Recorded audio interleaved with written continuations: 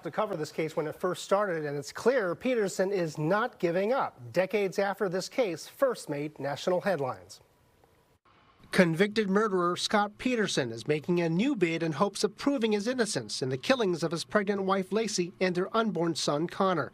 In a proposed court filing with the state appeals court Friday, Peterson's attorneys with the LA Innocence Project provided new evidence they say was not presented at his trial. Part of the evidence that's presented in this filing is really all about scientific research and advances in science. John Sonego is chair of the board of the LA Innocence Project. He says a new analysis of tides in San Francisco Bay shows the bodies were most likely dumped from Albany Bulb, not the Berkeley Marina, where Peterson says he had gone fishing. That also indicated to us that the claims that the prosecution made about Mr. Peterson dumping the body couldn't be accurate. Peterson had reported his wife missing around Christmas 2002.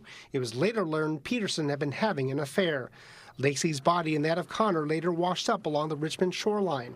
The defense says his unborn son actually died days after he reported Laci missing, and that Laci not only was seen walking the dog after that, but actually interacted with burglars across the street from their home. That's big. That's important.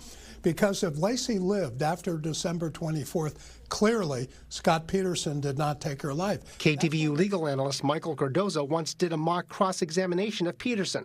He says the defense now wants everyone not to fall victim to tunnel vision. They, in the Innocence Project's opinion, they were doing a confirmation bias approach to this investigation. The filing includes a declaration from Peterson himself in which he says he wants to clear his name.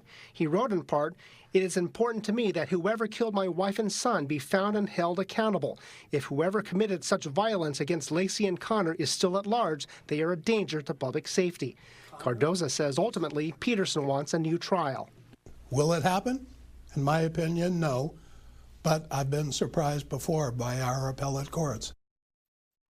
Now, I've learned the defense has already hit another snag. The Stanislaus County DA's office told me this afternoon the filing has a technical issue, and so it hasn't been officially filed with the court. Now, Peterson was originally given the death penalty, but the state Supreme Court overturned it because of a juror issue. He was instead resentenced to life in prison without parole. Live in studio, Henry Lee, KTVU, Fox 2 News. Well, Henry, I know you were there and you covered it when it first started. I covered the trial as well, and it seems all these many years later that we're still taking these twists and turns. These technicalities that you're talking about, is it an easy refiling and then a waiting game from there? Yeah, I think so. The defense simply has to go through the motion very carefully or make sure they follow all the procedures, file it officially, and then we'll see what the appeals court says. We have no timeline for that. Okay. Henry Lee reporting live. Thank you for that update.